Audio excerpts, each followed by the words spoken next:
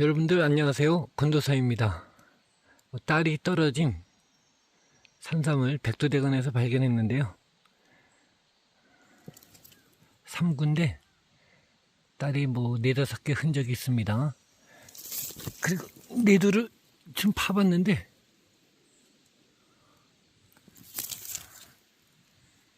내두가 손가락 한마디 정도 돼요.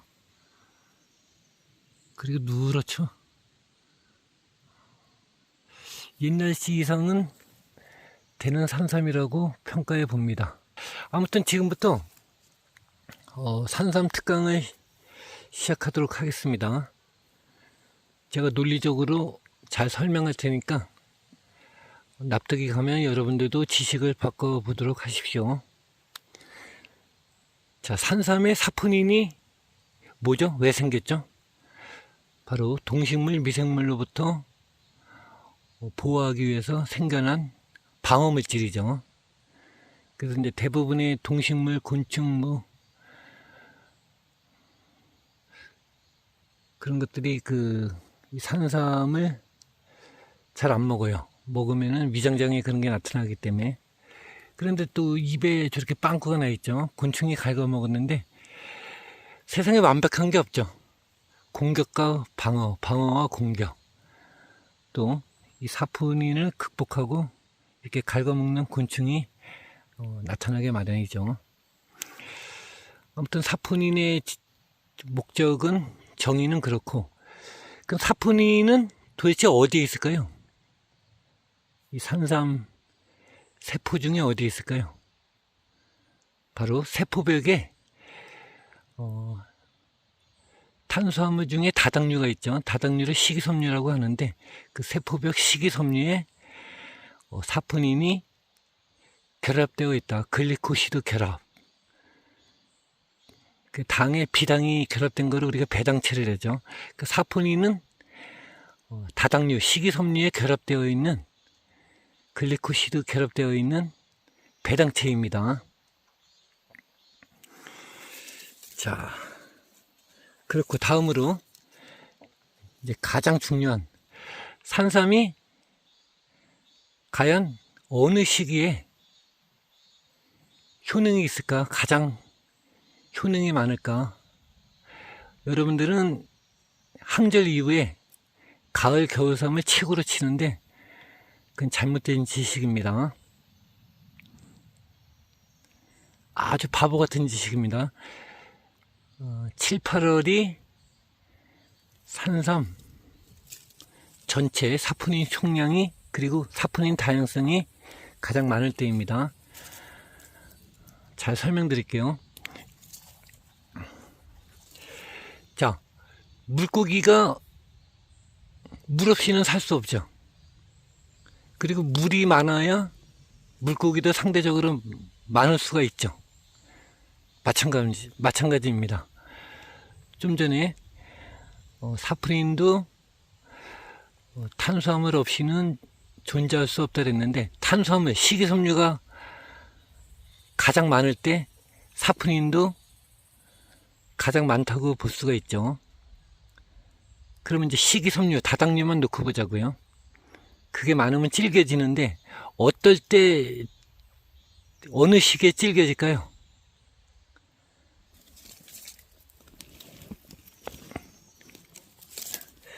자, 얘네들은 매년 생기고 없어지니까 이제 뿌리만 놓고 보자고요.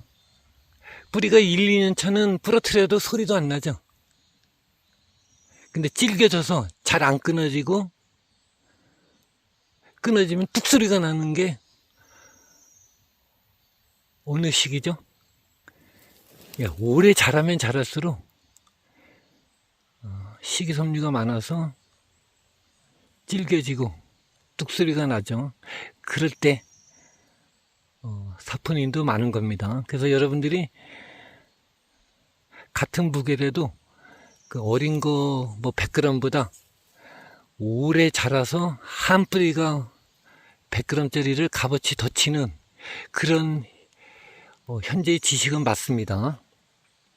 그리고 또 뿌리, 대, 잎, 열매, 연중에 있어서는 어떨 때가 또 질기죠. 7, 8월이 가장 질기죠. 뿌리는 지상부를 지탱하기 위해서 가을, 겨울에는 연한데 7, 8월에는 다시 질겨지죠. 얘도 대, 잎, 열매, 봄에는 아주 연한데 7, 8월에는 조직도 가장 만개되어 있고 가장 질기죠. 식이섬유가 많아서 질겨지고 그때 사포닌이 많다 그겁니다. 정리할게요. 그냥 다 통틀어서 오래 자랄수록 또 연중에 있어서는 7, 8월이 식이섬유가 많아서 그때 덩달아 사포닌도 많아진다. 그래서 여러분들이 오래 자란 산삼이 효능이 좋다. 그런 지식은 현재 맞아요. 그런데 연중에 있어서 여러분들이 가을 산삼을 가장 좋다고 생각하는 거는 잘못된 거예요. 그걸 바꾸시고 7, 8월이 뿌리나 대나 잎이나 가장 식이섬유가 많아서 가장 질길 때 그때 덩달아 사포닌도 많아서 가장 값어치가 있을 때다. 7, 8월 그렇게 지식을 바꾸시기 바랍니다. 그래서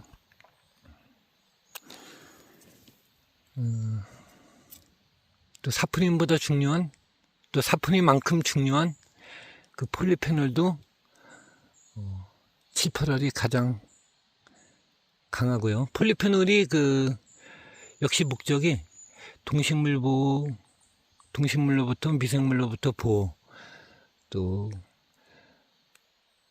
산소 대사 과정에서 발생하는 활성산소로부터 보호, 또 자외선으로부터 보호 기능도 있죠. 그래서 7, 8월이 폴리페놀도 가장 많은 거예요. 사포닌과 더불어서. 그래서 이렇게 딸이 떨어졌는데 이 딸에는 뿌리보다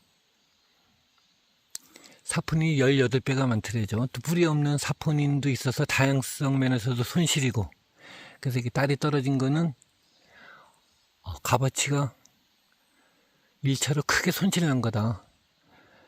자, 그리고 이제 가을에 수간 체간이 닫히면은 땅에서 무기질이나 수분, 또 입에서 뿌리로 가는 포도당 같은 게 이동이 전면 중지되죠. 그러면서 항절이 나타나는데 그 항절에도 여전히 사포닌이 많다고 연구 결과가 발생하고 있죠. 그래서 항절이 들면은 입에 있는 사포닌이 뿌리로 못 가고 땅으로 가기 때문에 2차 큰 손실. 또 3차. 가을, 겨울에 뿌리가 연해진다 그랬죠. 식이섬유, 다당류가 줄어들기 때문에. 줄어들면 사포닌도 줄어든다고 말씀을 드렸죠. 그래서 3차 손실. 자, 요약하겠습니다. 산삼은 7, 8월이 가장 사포닌 총량이 많아서 또 사포닌 다양성도 가장 많을 때라 가장 효능을 많이 볼 때이다. 또 그때 무덥고 그래서 사람 처지고 그러잖아요. 그 기력 회복 차원에서도 가장 적절한 시기가 7, 8월이고 여러분들 가을 산삼이 가장 좋다는 거 지식을 바꾸세요. 며칠 전에도 무슨 어느 신만이가 가을이 되면 모든 입에 있는 영양소가 뿌리로 가서 그때까지 안 캘 겁니다 그러는데 바보 같은 소리입니다. 비과학적 지식입니다.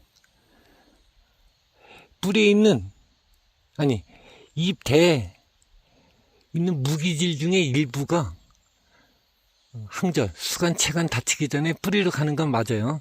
근데 무기질 중에서도 일부가 최대 50%만 이동하죠. 우리가 산삼을 일반 무기질 같은 영양성분 먹으려고 산삼을 먹는 건 아니죠. 바로 사포닌과 폴리페놀 그런 성분을 먹으려고 산삼을 먹는 것인데, 제발 가을이 되면은 모든 입에 있는 영양성분이 뿌리로 가서 뭐 가장 좋고 그딴 말 같지 않은 소리 안 하시기 바랍니다. 이렇게 강의를 마무리하도록 하고, 별도로 궁금한 사항이 있는 분들은 또 개인적으로 연락을 주십시오. 감사합니다.